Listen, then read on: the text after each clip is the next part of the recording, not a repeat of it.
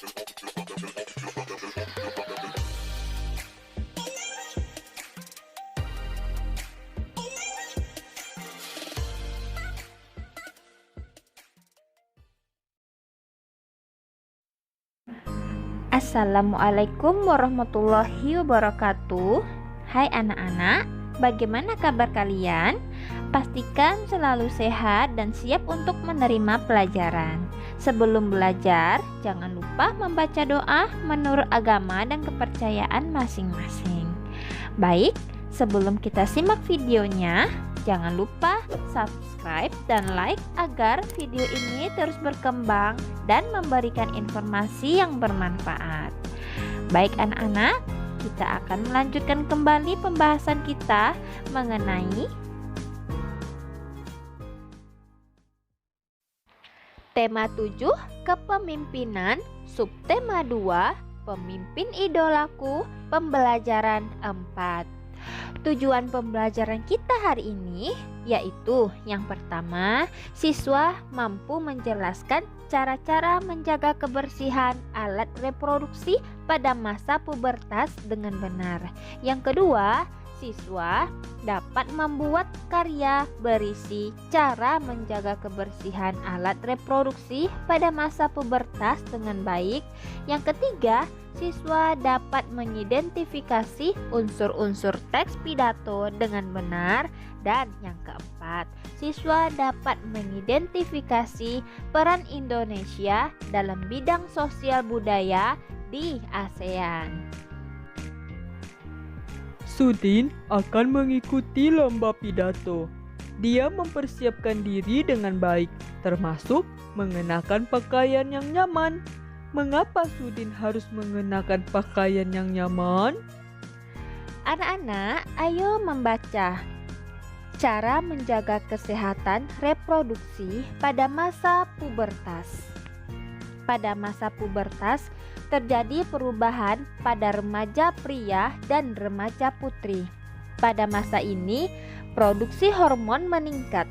Peningkatan produksi hormon ini menyebabkan aktifnya kelenjar minyak dan kelenjar keringat. Aktifnya kedua kelenjar ini dapat mengakibatkan jerawat dan tubuh berbau kurang sedap. Kebersihan dan kesehatan tubuh harus selalu dijaga, termasuk kebersihan dan kesehatan alat reproduksi. Yang pertama, biasakan mengenakan pakaian dalam dari katun. Katun bersifat menyerap keringat, sehingga kita terhindar dari kelembapan. Kelembapan pada lipatan kulit dapat menyebabkan tumbuhnya jamur kulit. Gantilah pakaian dalam setiap kali habis mandi atau setiap saat kamu merasa lembab pada pakaian dalammu. Yang kedua, bilaslah setiap kali habis buang air kecil. Gunakan air bersih, setelah dibasuh, keringkan dengan handuk atau tisu. Yang ketiga, bagi remaja putri yang sedang menstruasi, gunakan pembalut yang lembut. Gantilah pembalut setiap kali pembalut yang kamu pakai terasa lembab. Gantilah minimal 4 kali sehari. Anak-anak ibu, pada pembelajaran sebelumnya diceritakan bahwa Sudin akan mengikuti lomba pidato. Bagaimana pidato yang dibaca Sudin dalam lomba itu? Ayo membaca.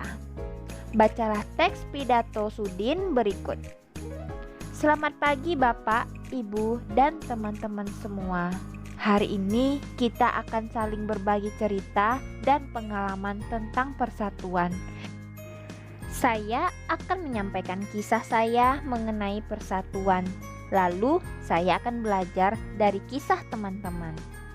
Menurut saya, persatuan itu sangat penting karena dengan bersatu, tugas-tugas yang harus kita kerjakan akan menjadi lebih mudah. Dengan adanya persatuan pula, kita dapat belajar dari perbedaan-perbedaan yang ada. Saya telah mengalami dan merasakan sendiri betapa bergunanya persatuan. Sekolah saya adalah sekolah yang murid maupun gurunya berasal dari daerah yang berbeda-beda. Beberapa teman saya adalah anak dari Indonesia Timur, Bahkan kepala sekolah saya, Pak Weli, juga berasal dari sana.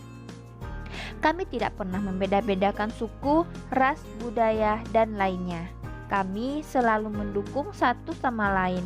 Walaupun berasal dari Indonesia Timur, Pak Weli tidak hanya mementingkan murid-muridnya yang berasal dari Timur. Pak Weli tidak ragu untuk juga mempercayai kemampuan murid-muridnya yang berasal dari tanah Jawa untuk maju.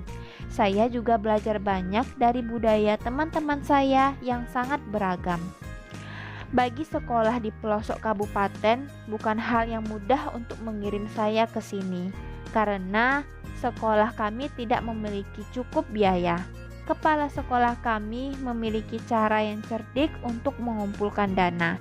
Ia meminta bantuan kepada saya dan teman-teman untuk melelang pisang di halaman sekolah. Para pembelinya merupakan pejabat-pejabat di daerah, Bapak Bupati, Pak Camat, Pak Lurah, bahkan Ketua RW dan Ketua RT hadir mendukung.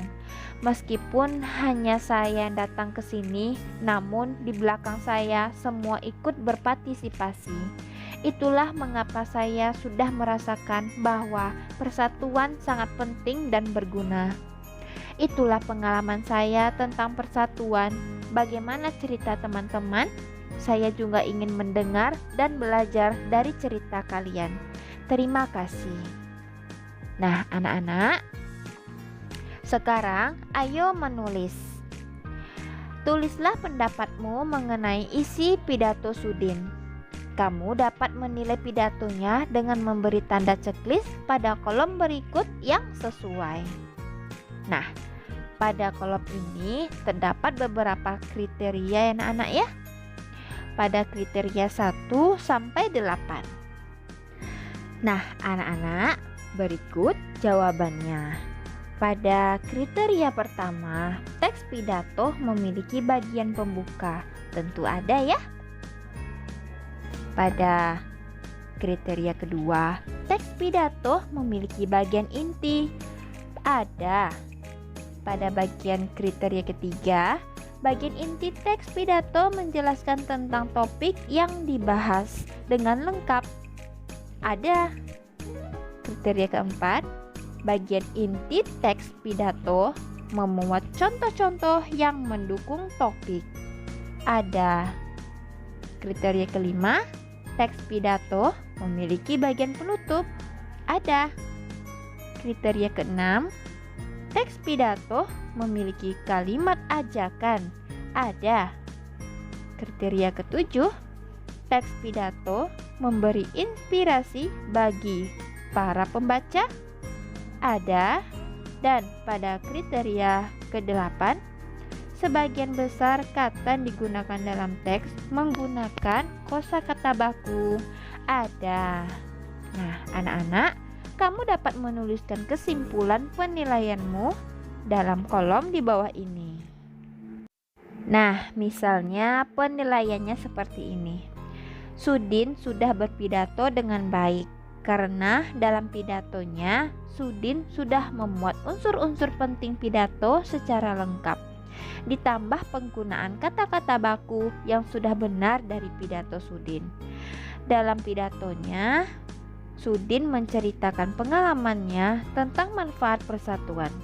Semangat persatuan juga harus kita jaga dalam bekerja sama dengan negara-negara lain, misalnya di Asia Tenggara. Ayo, pelajarilah peran Indonesia dalam kerjasama di bidang sosial budaya. Anak-anak, sekarang ayo membaca kerjasama bidang sosial budaya negara-negara ASEAN. Kerjasama dalam bidang budaya negara-negara ASEAN ditandai dengan pembentukan komunitas sosial budaya negara-negara ASEAN atau ASEAN Social Cultural Community atau ASCC. Komunitas ini memiliki 4 bagian utama sebagai berikut. Yang pertama, mengelola dampak-dampak sosial dari integrasi ekonomi. Yang kedua, membentuk masyarakat yang lebih peduli dan berbagi untuk mengatasi isu-isu kemiskinan, keadilan, pengembangan sumber daya manusia. Yang ketiga, meningkatkan perlindungan lingkungan.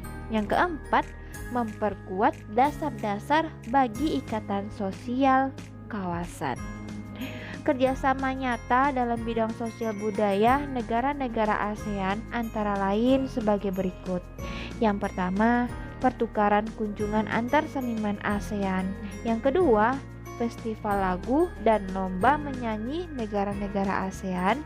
Yang ketiga, kerjasama promosi pariwisata. Yang keempat, kerjasama budaya serumpun Melayu.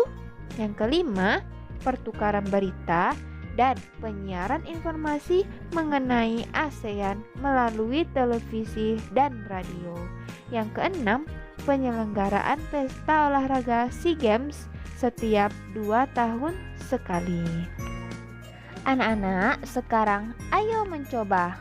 Bersama kelompokmu, carilah informasi mengenai tahun dan tempat penyelenggaraan SEA Games. Carilah informasi penyelenggaraan SEA Games pertama dan 5 penyelenggaraan terakhir. Catatlah dalam bentuk tabel seperti berikut ini. Nah, anak-anak ibu memiliki jawaban tabel tahun dan tempat penyelenggaraan SEA Games. Nah, pada SEA Games pertama sampai SEA Games ke-30 itu diawali dari tahun 1959 dan diakhiri itu terakhir 2019 ya anak-anak ya. Dan SEA Games yang pertama kali itu pada tahun 1959 itu tuan rumahnya adalah Thailand di kota Bangkok. Dan 5 tahun terakhir yaitu pada tahun 2011 itu di Indonesia ya. Tuan rumahnya di Indonesia di kota Palembang dan Jakarta. Pada 4 tahun terakhir ini 2013 tuan rumahnya Myanmar di kota Naypyidaw. Pada SEA Games 3 tahun terakhir yaitu 2015 ya, tuan rumahnya Singapura itu di kota Singapura. Terus SEA Games 2 tahun terakhir yaitu 2017 itu tuan rumahnya di Malaysia dan di kota Kuala Lumpur. Dan tahun terakhir ini tahun 2019 tuan rumahnya adalah Filipina di kota Manila. Anak-anak ibu bisa baca SEA Games kedua sampai seterusnya pada tabel yang sudah ibu sajikan berikut ya.